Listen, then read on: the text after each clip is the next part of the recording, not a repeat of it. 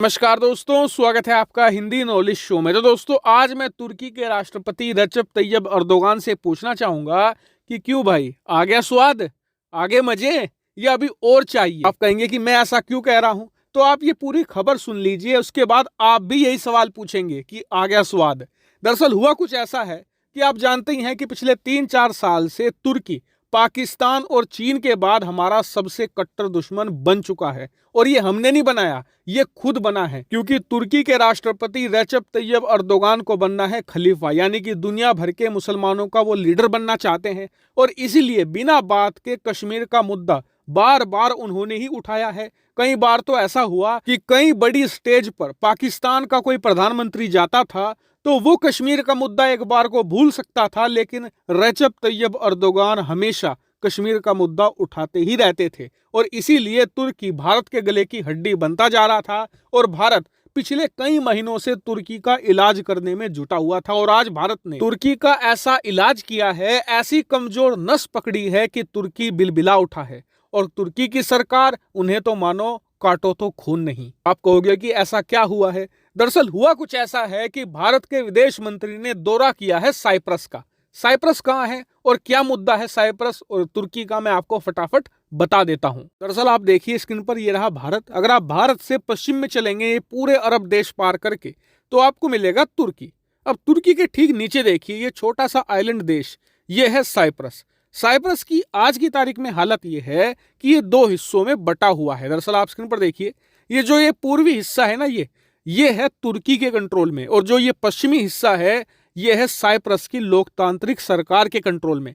हालांकि पहले ये एक ही हुआ करता था, लेकिन बाद में तुर्की और साइप्रस के बीच में बहुत सारे कॉन्फ्लिक्ट हुए, उस पर मैं अलग से डिटेल वीडियो बनाऊंगा। लेकिन आज की तारीख में स्थिति ये है कि तुर्की चाहता है कि वो इस पूरे साइप्रस को कंट्रोल करके एक मुस्लिम देश में कन्वर्ट कर दे, कि ये होना असंभव है। इसीलिए तुर्की ने अब नई अप्रोच अपना रखी है कि जो उसके कब्जे वाला ये पूर्वी साइप्रस है, इसे ही एक अलग देश का दर्जा दे दिया जाए। और इसको लेकर तुर्की ये कहता है कि क्योंकि यहाँ पर मुस्लिम ज्यादा रहते हैं, इसलिए उन्हें अलग देश मिलना चाहिए। वहीं साइप्रस की लोकतांत्रिक सरकार का ये कहना है कि साइप्रस पहले एक हुआ करता था, हम चाहते हैं कि आज भी तुर्की वहां से कब्जा छोड़े, पूरा साइप्रस एकजुट हो और पूरे साइप्रस पर लोकतंत्र की बहाली की जाए। और आपको बता दूं कि इस पूरे विवाद को लेकर ही साइप्रस और तुर्की के बीच में कट्टर दुश्मनी है।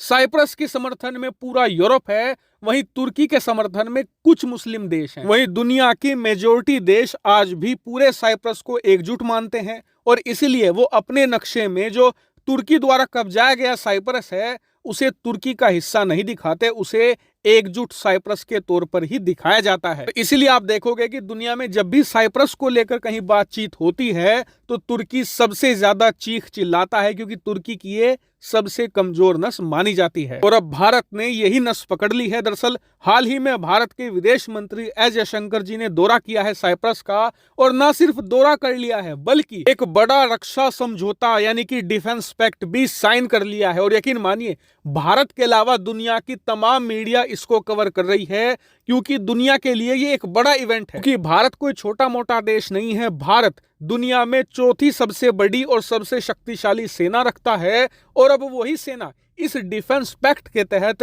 साइप्रस के साथ तुर्की के खिलाफ बड़े बड़े युद्धाभ्यास अंजाम देगी। और यकीन मानिए, इस रक्षा समझौते को देखकर तुर्की की हालत यह है कि खिसियानी बिल्ली खंबा नोचे, क्योंकि उन्हें पता है कि साइप्रस की लोकेशन तुर्की के बहुत ही करीब है और अब वहां पर भारतीय नौसेना आकर बैठ जाएगी। इतना ही नहीं, रिपोर्ट यह भी आई है कि इस रक्षा समझौते के तहत भारत न सिर्फ साइप्रस के साथ युद्धाभ्यास करेगा, बल्कि हथियारों को लेकर भी डीलिंग की जाएगी। और आपको बता दूं कि भारत साइप्रस अकेले नहीं होंगे। जब भारत युद्धाभ्यास करेगा तो भारत को ग्रीस भी ज्वाइन कर सकता है, क्योंकि अब से कुछ ही महीने पहले भारत ने ग्रीस के साथ भी ऐसा ही रक्षा समझौता कर लिया है। लेकिन एक तरीके से आप देखें तो भारत ने तुर्की के जितने भी कट्टर दुश्मन हैं उन सभी को एकजुट कर लिया है, और भारत अब तुर्की की जबरदस्त घेराबंदी कर चुका है और तुर्की की जितने भी कमजोर नसें हैं उन्हें भी पकड़ चुका है। हालांकि इस पूरी खबर पर आपका क्या मानना है, कमेंट करके जरूर बताएगा। Thank you very much for watching video.